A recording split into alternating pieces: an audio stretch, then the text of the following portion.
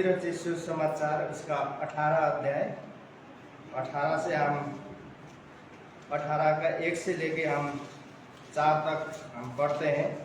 यहाँ लिखा है 18 का 1 से 4 तक। उस घड़ी चेले यीशु के पास आकर पूछने लगे, स्वर्ग के राज्य में बड़ा कौन है?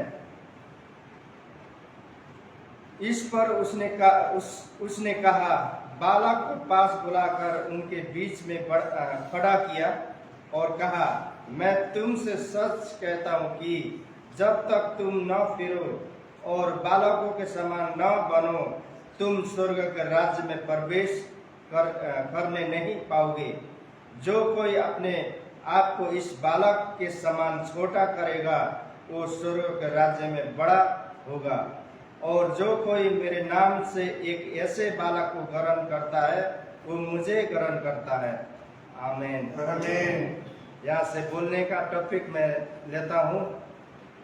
हमें यीशु के पास आने वाले लोगों को दिन होना बहुत जरूरी है, मन में दिन।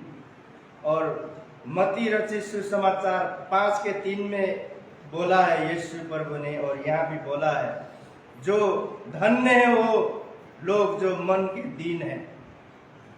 क्योंकि यहाँ यीशु के चेले आपस में बात कर रहे थे, बात करते करते बात को विवाद बना दिया और चेले लोग बोले हम उसी से पूछते हैं। और यहाँ यीशु प्रभु जवाब देते हैं, एक बालक को खड़ा कर कर और उन्हें बताते हैं कि समझाते हैं कि जो स्वर्ग के राज्य कैसे लोगों के लिए है।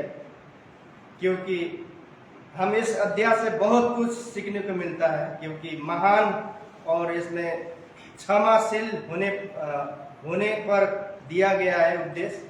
क्योंकि जो अपने आप को मसीह में है, जो यीशु प्रभु में, वो राजा के उसमें जो है चेले हैं, उन्हें अपने चेलों को नर्म होने के बारे में और दीन होने के बारे में यहाँ शिक्षा दे गया है। यानी कि बालक उनके सामने जो एक आपस में लड़ रहे थे, झगड़ रहे थे, बड़ा कौन है बोलकर, तो यीशु प्रभु ने एक बालक को उठाया और वहां पर एक एग्जाम्पल दिया कि इस बालक से हम कुछ सीखे। क्योंकि बड़े लोग जो अब जवान, अब चेले तो बड़े बड़े जवान थे, 22 साल 20 साल है ना, 22 साल 25 साल ऐसे चले थे, लेकिन उनको प्रभु को दासों पे एक आपस में बात विवाद करते हुए शोभा नहीं देता। इसलिए एक बालक को खड़ा किया और ये बालक की समान बनो। क्योंकि हमें लड़ाई झगड़ा करने में सिहाने बनना चाहिए, समझदार बनना चाहिए। क्योंकि एक बालक का एग्जाम्पल क्यों दिया? क्योंकि बालक सुबह को लड़ते हैं, फिर आधा घंटे में फिर बच्चे वही मिलकर खेलते हैं, मिलते हैं, क्योंकि वो मन में नहीं रखते, वो मन के दीन है, भूल जाते हैं थोड़ी देर पहले क्या हुआ था।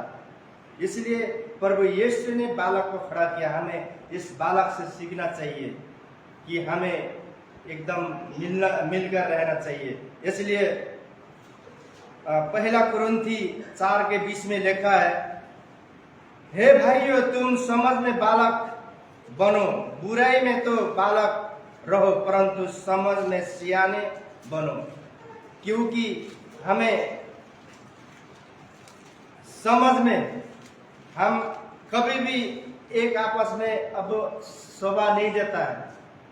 क्योंकि मसीह लोग जो प्रभु के लोगों को छोटी छोटी बातों में बहस करना, झगड़ा करना बिल्कुल भी शोभा नहीं देता, यहाँ पौलुस कह रहा है।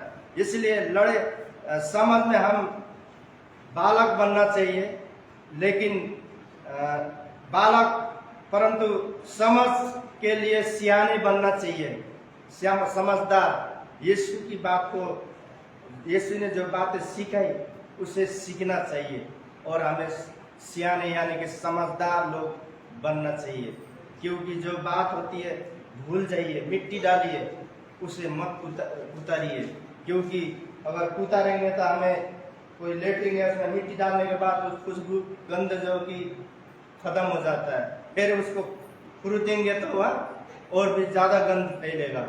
इसी है कि हमें बात को विवाद नहीं करना चाहिए, हमें मिट्टी डालना चाहिए, भूल जाना चाहिए क्योंकि क्या हुआ था, फिर से शुरू करे।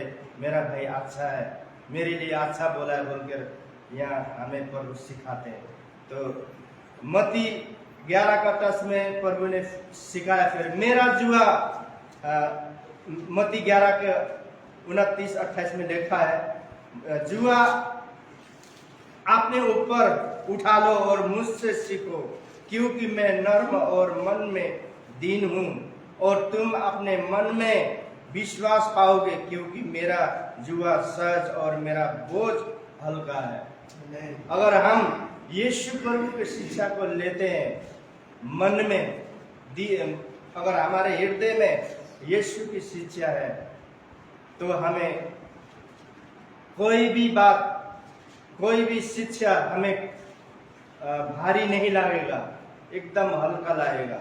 भारी उसी को लगेगा जो प्रभु की बात को नहीं समझते हैं, प्रभु की शिक्षा को नहीं लिया है, उनके लिए बहुत बड़ा लाएगा, बोझ लाएगा। इसलिए प्रभु ने अपने ऊपर लेकर बोला, मन में जैसे बोला है ना यहाँ पे, नर्म और मन में दीन हो और तुम अपने मन में विश्वास पाओगे, क्योंकि मेरा जुआ सहज और मेरा बोझ बहुत ही हल्का है बोलकर यहाँ हमें प्रभु यीशु सिखाते हैं, हमें दीन होने के लिए। और वही बात हमें फिर भजन संग्रह में, भजन संहिता 131 के 2 में लिखा है, निश्चय मैंने अपने मन को शांत और चुप कर दिया है, जैसा दूध छुटाया हुआ लड़का अपनी माँ की गोद में रहता है, वैसे ही दूध छूटा हुआ लड़के के समान मेरा छुटाए मन भी रहता है। हमें यहाँ भी बच्चे से जब भूख लगता है तब बच्चा रोता है, लेकिन माँ जब दूध देती है वो शांत होता है, और दूध छुटाए बच्चा एकदम सियाने होते हैं, समझदार होते हैं। इसलिए मत्ती 10:40 में जो लिखा है, जो तुम्हें ग्रहण करता है वो मुझे ग्रहण करता है, और जो मुझे ग्रहण करता है वो मेरे भेजने वाले को भी ग्रहण करता है बोलकर यहाँ प्रभु ने बहुत दीनता के बारे में हमें सिखाया है। आज हमें सच में हमें छोटी मोटी बात पर बिल्कुल वाद विवाद नहीं करना चाहिए, हमें मिलकर मन में दीन होकर, और प्रभु ने यही कहा है, जो धन्य है वो लोग जो मन के दीन है, क्योंकि वो स्वर्ग के राज्य में होंगे। और यहाँ स्वर्ग के राज्य में वही बड़ा है, प्रभु ने सिखाया है कि वही बड़ा है जो मन के दीन है, और धन्य है वो जो मन के दीन है, वो स्वर्ग के राज्य में प्रवेश करेंगे बोलकर प्रभु ने शिक्षा दी है। तो ये वचन आपके लिए, मेरे लिए है, और इस वचन के द्वारा सबको आशीष मिले आज के सुबह में। तो आइए हम आगे बढ़ते हैं।